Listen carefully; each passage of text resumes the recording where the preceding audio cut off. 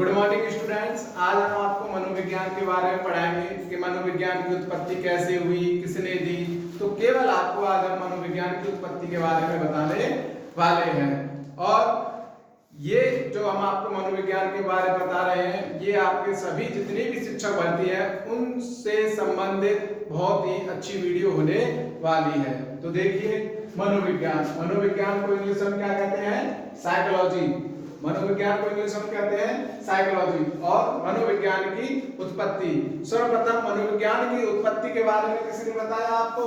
सुकरात ने। और इसकी शुरुआत जो हुई थी वो हुई थी यूनान से। तो यूनान में इसकी खोज की शुरुआत हुई और किसने की?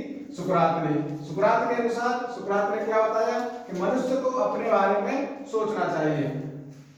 सुकरात ने बताया कि मनुष्य को अपने बारे में सोचना चाहिए। सोचने का मतलब है यहाँ पे अपने बारे में खोजना चाहिए कि वो अपने बारे में क्या क्या सोचता है, किन चीजों को लेकर के, ठीक है ना। फिर उसके बाद आते हैं प्लेटो। प्लेटो जो है 5वीं सदी से 4वीं सदी में आए, जिन्होंने मनोविज्ञान के बारे में बताया। प्लेटो कौन थे? प्लेटो सुकरात के शिष्य थे।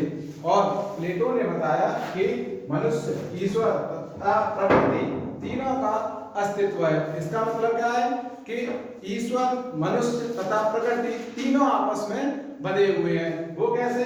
देखिए, मनुष्य के अंदर क्या होती है? आत्मा। और आत्मा में बोला जाता है कि आत्मा में किसका वास होता है? ईश्वर का। और प्रकृति किसके द्वारा बनाई हुई है? ईश्वर के द्वारा। और प्रकृति में कौन होते हैं? जल, वायु, आकाश, अग्नि तथा पृथ्वी। तो ये जो है प्लेटो ने बताया कि मनुष्य, ईश्वर तथा प्रकृति तीनों आपस में बंधे हुए हैं। और इन्होंने ही सर्वप्रथम आत्मा की अवधारणा की बात की थी। किसने की थी आत्मा की अवधारणा की बात? प्लेटो ने। और इन्होंने बताया कि आत्मा ही परमात्मा है। इनके बाद अरस्तु आए। और अरस्तु कौन सी सदी में आए? 384 ईसा पूर्व। कुछ बताते हैं कि 322 ईसा पूर्व। तो जो एग्जाम में आपको दिखाई दे उस पे आप टिक लगा देंगे, लेकिन होगा दोनों में से कोई एक ही। तो देखिए, अरस्तु कौन थे? अरस्तु प्लेटो के शिष्य थे। और इन्होंने बताया कि आत्मा का अध्ययन सर्वप्रथम अरस्तु के द्वारा किया गया। कुछ वैज्ञानिक ये बताते हैं कि आत्मा का जो अध्ययन है वो किसके द्वारा किया गया? सर्वप्रथम अरस्तु के द्वारा किया गया। देखिए, यहाँ पर इन्होंने, प्लेटो ने आत्मा की अवधारणा की बात की है, लेकिन जो आत्मा का अध्ययन किया है वो किसने किया है? यहाँ पर अरस्तु ने। तो आत्मा के अध्ययन को ही क्या कहा जाता है? प्राचीन मनोविज्ञान कहा जाता है। तो आत्मा के अध्ययन को क्या कहा जाता है? प्राचीन मनोविज्ञान कहा जाता है। और प्राचीन मनोविज्ञान का जनक किसे कहा जाता है? अरस्तु को। तो प्राचीन मनोविज्ञान का जनक अरस्तु को माना जाता है। लेकिन सबसे मोस्ट इंपोर्टेंट जो आपका बिंदु है वो है कॉल्सनिक एकमात्र ऐसे विद्वान है जो कि मनोविज्ञान, प्राचीन मनोविज्ञान का जनक किसको मानते हैं? प्लेटो को। तो कॉल्सनिक केवल एकमात्र ऐसे विद्वान है जो प्राचीन मनोविज्ञान का जनक किसे मानते हैं?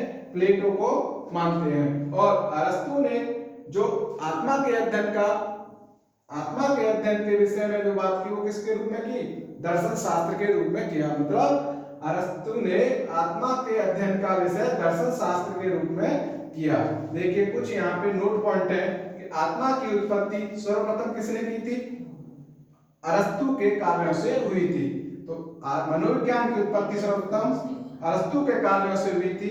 और नंबर 2 पॉइंट आपका, आत्मा का अध्ययन ही आगे चल करके आधुनिक मनोविज्ञान बना।